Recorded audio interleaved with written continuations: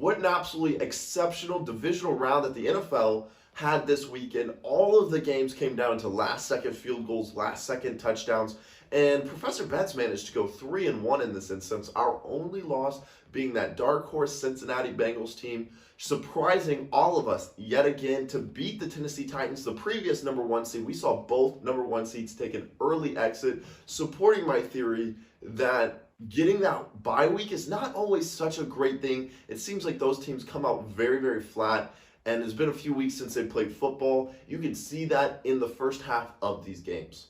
But now that the divisional round is behind us, we're left with 2 teams to represent the AFC, 2 teams to represent the NFC, and only one will be showing up to Super Bowl 56 on either side to represent their conference in Super Bowl 56. This is such a big matchup here on both sides, but we're going to go ahead and visit the AFC side, as that has been where a lot of the interest has taken place. Many people think that the Kansas City Chiefs versus the Buffalo Bills was possibly one of the best games of the year, possibly one of the best playoff games of all time, and I would have to agree. It was lights out. It was very, very close from beginning to end. That second half just brought fireworks all around the building on both offenses, as both teams really were the team to beat in the AFC throughout the year and put their best foot forward. The AFC, the Chiefs managed to once again come out on top, and now will face a Bengals team who is able to scrape by a Tennessee Titans team, like I said, 19-16, and a team that has their flaws but have found ways to overcome that. Their offensive line has been bad, bordering on horrendous, yet Joe Burrow and that young head coach have been able to find ways to still put points on the board, enough points to win these games. The defense have done their job. They're playing really complimentary football right now, but I have to say it ends here against the Chiefs. The Chiefs are currently favored by -7, and that makes a lot of sense because of how quickly the Chiefs are able to put up points. The Chiefs have scored 42 points in both of their playoff appearances this year. That is against TJ Watt, that defensive player of the year. Then going into the defensive, number 1 scoring defense in the league, the Bills always have a great defense. This year it was spectacular. They didn't have anything to hold to Patrick Mahomes, Tyreek Hill, and Travis Kelce. We know what they can do. They showed it just last weekend. So as I said previously, we are riding the Chiefs here. And on top of that, I really like the over on yards and a touchdown for Travis Kelce, a player that really got started later in the game versus the Bills. I felt like the Bills did a very good job of locking up Kelce in the first half. I believe one big play. Then in the second half, it became more apparent how much the Chiefs were going to have to use Kelce forward in order to find success.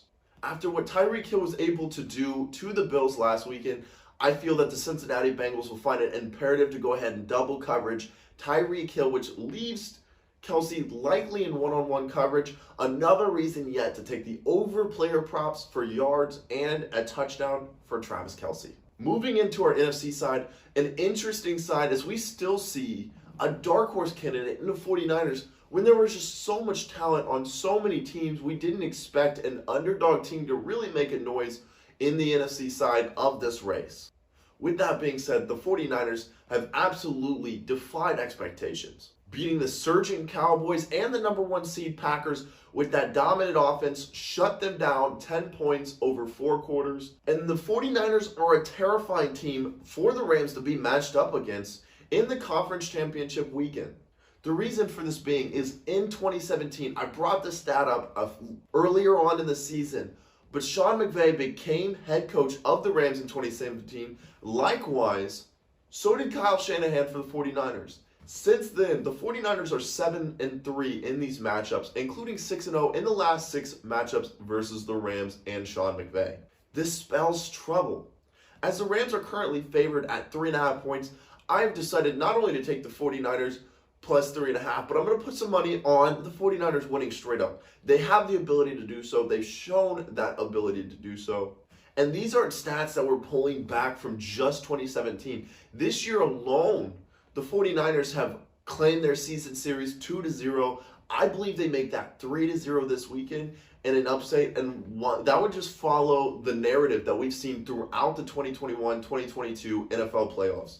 While I don't love any specific player props in this matchup, I will say that with the 2 fumbles of Cam Akers, I do believe that Matthew Stafford will have a much bigger role versus the 49ers. A 49ers team that seems to just drag the game out throughout, dominate with that running game. If the Rams and Matthew Stafford are able to put up points early, this is where you can really see them get ahead. So I'm going to place bets on Matthew Stafford over on passing yards, but I'm going to go ahead and choose the 49ers in this matchup. That, of course, means that I'm claiming that we will see the Kansas City Chiefs and the 49ers representing both the AFC and the NFC for Super Bowl 56.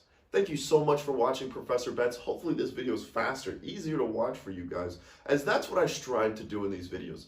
If you bet NBA, check out our Monday, Wednesday, and Friday NBA, NCAA basketball picks. These are in shorts. That means they only take 15 seconds. So I'm not taking a lot of your time, and I'm giving you 3 picks in the NBA or NCAA that I like. If there's anything you would like to see, any other content, go ahead and put the message down below. But thank you guys so much for watching. Please be sure to like and subscribe to catch all of my videos.